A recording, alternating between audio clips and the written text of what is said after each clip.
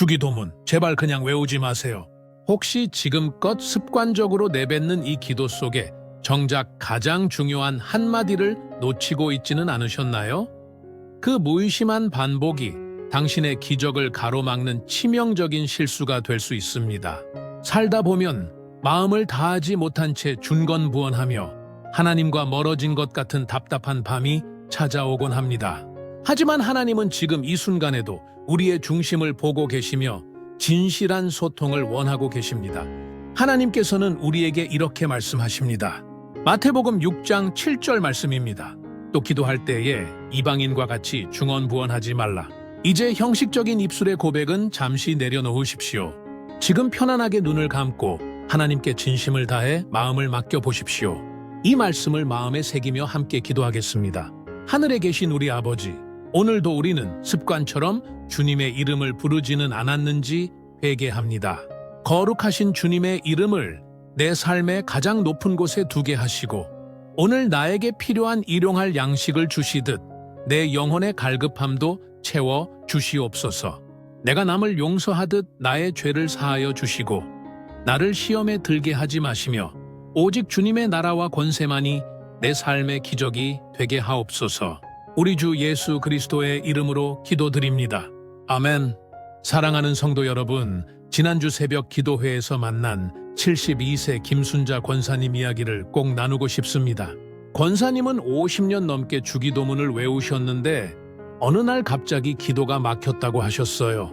아들이 사업에 실패하고 남편은 당뇨 합병증으로 쓰러지셨는데 기도만 하면 눈물만 나고 말씀이 막혔답니다. 그런데 제가 주기도문 한 구절을 다시 설명해 드렸더니 권사님 얼굴이 환해지셨어요. 50년 동안 매일 외웠지만 단 한 번도 그 의미를 몰랐다고 하시더군요. 오늘 여러분께도 그 한마디를 꼭 알려드리고 싶습니다. 이 한 문장만 제대로 이해하셔도 기도가 달라집니다. 믿음의 가족 여러분, 지금부터 천천히 함께 살펴보겠습니다. 사랑하는 성도 여러분, 오늘 아침 주기도문을 외우셨나요? 아마 눈을 감고 습관처럼 중얼거리셨을 겁니다. 그런데 권사님, 혹시 그 기도가 그냥 입술만 움직이는 기도는 아니었는지 돌아보셔야 합니다. 주님은 마태복음 6장 7절에서 이렇게 말씀하셨습니다. 기도할 때에 이방인과 같이 중언부언하지 말라. 그들은 말을 많이 하여야 들으실 줄 생각하느니라. 이 말씀이 바로 오늘 권사님을 위한 말씀입니다.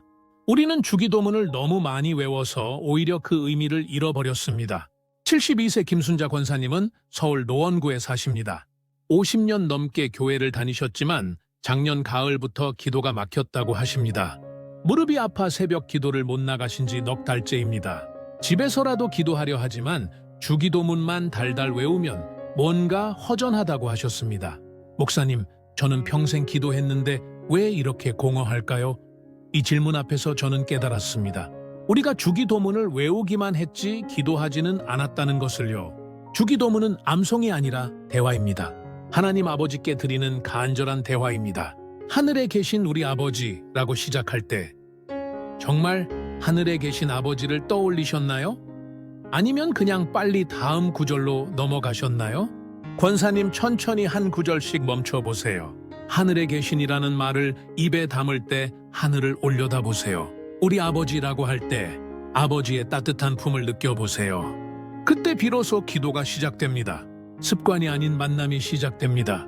믿음의 가족 여러분, 이름이 거룩히 여김을 받으시오며 라는 구절을 생각해 보셨나요? 이 한마디가 바로 오늘 제목에서 말씀드린 그 한마디입니다. 99%가 그냥 지나치는 이 구절 때문에 우리 기도가 막힙니다.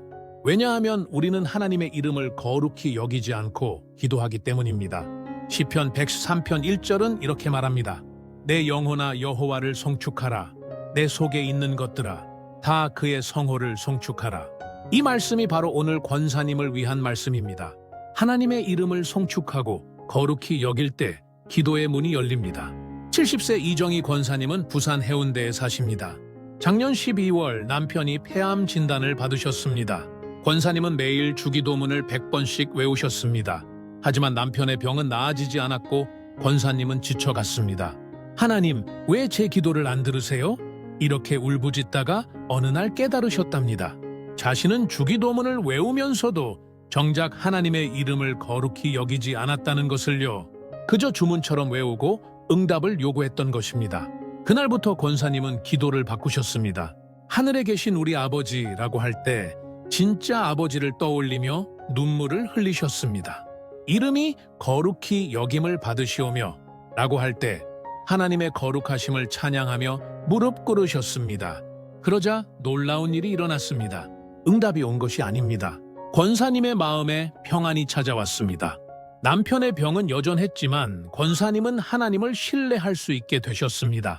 이것이 진짜 기도의 능력입니다. 상황이 바뀌는 것이 아니라 우리 마음이 바뀌는 것입니다. 사랑하는 성도 여러분, 나라가 임하시오며 뜻이 하늘에서 이루어진 것 같이 땅에서도 이루어지이다 라는 구절을 보십시오. 우리는 이 구절을 외우면서 정작 하나님 나라가 무엇인지 모릅니다. 그냥 빨리 지나가는 한 줄입니다. 하지만 예수님은 이 구절에 엄청난 의미를 담으셨습니다. 마태복음 6장 33절에서 주님은 말씀하십니다. 너희는 먼저 그의 나라와 그의 의를 구하라. 그리하면 이 모든 것을 너희에게 더하시리라. 이 말씀이 바로 오늘 권사님을 위한 말씀입니다. 하나님 나라를 먼저 구할 때 우리 필요도 채워집니다. 67세 박영숙 권사님은 대전 유성구에 사십니다. 큰아들이 40대인데 아직 결혼을 못했습니다. 권사님은 매일 주기도문을 외우며 아들 결혼을 위해 기도하셨습니다. 하지만 5년이 지나도 아무 소식이 없었습니다. 권사님은 하나님께 원망이 생겼습니다. 이렇게 기도하는데 왜 안 들어주세요? 그러던 중 올해 1월 어느 새벽 기도 시간에 깨달음이 왔습니다. 자신은 나라가 임하시오며 라고 외우면서 정작 하나님 나라가 아니라 자기 소원만 구했다는 것을요. 그날부터 권사님은 기도 제목을 바꾸셨습니다. 아들 결혼보다 먼저 하나님 나라가 아들 마음에 임하기를 구하셨습니다. 아들이 먼저 하나님의 뜻을 알고 그 뜻대로 살기를 간구하셨습니다. 그러자 신기하게도 권사님 마음이 편해졌습니다. 아들 걱정으로 잠 못 이루던 밤들이 사라졌습니다. 아들은 여전히 독신이지만 권사님은 이제 평안합니다. 하나님 나라가 먼저 임했기 때문입니다. 권사님, 우리도 이렇게 기도해야 합니다. 내 뜻이 아니라 하나님 뜻이 이루어지기를 먼저 구해야 합니다. 그것이 주기도문의 진짜 의미입니다. 믿음의 가족 여러분, 오늘 우리에게 일용할 양식을 주시옵고 라는 구절을 보십시오. 이 한 줄을 그냥 지나치셨나요? 우리는 이 말을 하면서도 정작 오늘 하루만 의지하지 못합니다. 내일 걱정, 다음 달 걱정, 자녀들 미래 걱정으로 가득합니다. 마태복음 6장 34절에서 예수님은 이렇게 말씀하십니다. 그러므로 내일 일을 위하여 염려하지 말라. 내일 일은 내일이 염려할 것이요. 한날의 괴로움은 그날로 족하니라. 이 말씀이 바로 오늘 권사님을 위한 말씀입니다. 부산 수영구에 사시는 71세 김순자 권사님은 아들이 사업에 실패한 뒤 2년째 밤잠을 못 이루셨습니다. 새벽마다 일어나 통장 잔고를 확인하셨습니다. 그런데 어느 날 주기도문을 천천히 외우다가 이 구절에서 멈추셨답니다. 오늘 우리에게 오늘만요? 내일 것까지 달라는 게 아니었습니다. 그날부터 권사님은 매일 아침 이렇게 기도하셨습니다. 주님, 오늘 하루만 지켜주세요. 그랬더니 신기하게도 마음이 편해졌습니다. 아들은 여전히 힘들지만 권사님은 이제 잠을 주무십니다. 오늘만 의지하는 기도, 이것이 주님이 원하신 기도입니다. 사랑하는 성도 여러분, 우리가 우리에게 죄, 지은 자를 사하여 준 것 같이 우리 죄를 사하여 주시옵고 라는 구절을 생각해 보십시오. 이 구절을 매일 외우면서도 우리는 정작 용서하지 못하고 살아갑니다. 며느리가 섭섭하고 시누이가 원망스럽고 옛날 그 사람이 미워서 밤마다 이불을 걷어찹니다. 교회에서는 은혜롭게 기도하지만 집에 돌아오면 다시 그 분노가 올라옵니다. 그런데 주님은 이렇게 분명하게 말씀하십니다. 마태복음 6장 14절입니다. 너희가 사람의 잘못을 용서하면 너희 하늘 아버지께서도 너희 잘못을 용서하시려니와 너희가 사람의 잘못을 용서하지 아니하면 너희 아버지께서도 너희 잘못을 용서하지 아니하시리라. 믿음의 가족 여러분, 이 말씀이 바로 우리 기도가 막힌 이유입니다. 용서하지 않는 마음이 하나님과 우리 사이를 가로막고 있는 것입니다. 대전 중구에 사시는 69세 이정희 권사님은 30년 전 시어머니와의 갈등으로 마음에 응어리가 있으셨습니다. 시어머니는 돌아가셨지만 권사님 마음속 분노는 그대로였습니다. 2024년 여름 어느 날 주기도문을 외우다가 이 구절에서 눈물이 났습니다. 내가 용서받으려면 먼저 용서해야 한다는 걸 깨달으셨습니다. 그날 저녁 권사님은 시어머니 산소에 가셨습니다. 그리고 울면서 말씀하셨습니다. 어머니, 이제 다 용서합니다. 제 마음에 있던 모든 원망을 내려놓습니다. 그 후로 권사님은 30년 만에 처음으로 편안한 기도를 드리게 되셨습니다. 기도 제목이 응답받기 시작했고 자녀들과의 관계도 회복되었습니다. 믿음의 가족 여러분, 우리를 시험에 들게 하지 마시옵고 다만 악에서 구하시옵소서 라는 마지막 구절을 보십시오. 우리는 이 구절을 그냥 빨리 끝내는 인사말처럼 외웁니다. 하지만 예수님은 이 한마디에 우리 일생의 간절함을 담으라고 하셨습니다. 베드로전서 5장 8절에서 이렇게 말합니다. 근신하라 깨어라 너희 대적 마귀가 우는 사자같이 두루 다니며 삼킬 자를 찾나니. 이 말씀처럼 우리는 매일 시험과 악 가운데 있습니다. 사랑하는 성도 여러분, 시험은 거창한 것이 아닙니다. 바로 내 일상 속에서, 내가 사랑하는 사람들 사이에서, 내 마음 가장 연약한 곳에서 찾아옵니다. 우리가 지치고 힘들 때 바로 그 틈을 노려 악은 우리를 넘어뜨리려 합니다. 서울 은평구에 사시는 73세 최영숙 권사님은 남편이 치매로 5년째 투병 중이십니다. 하루하루가 시험입니다. 밥을 먹였는데 안 먹었다고 하시고 화장실 가자고 하셔서 모셨는데 안 간다고 화를 내십니다. 어떤 날은 권사님도 소리를 지르고 싶습니다. 어떤 날은 이 모든 게 원망스럽습니다. 그럴 때마다 권사님은 이 구절을 외우십니다. 주님, 저를 시험에 들게 하지 마세요. 악한 마음에서 구해주세요. 그러면 신기하게도 마음이 가라앉습니다. 원망이 감사로 바뀝니다. 분노가 사랑으로 바뀝니다. 2025년 1월 어느 날 남편이 갑자기 고맙소라고 하셨습니다.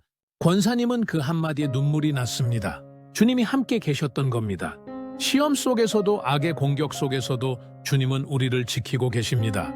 매일의 시험 속에서 주님을 부르는 것, 주님의 손을 놓지 않는 것, 이것이 주기도문의 마지막 의미입니다.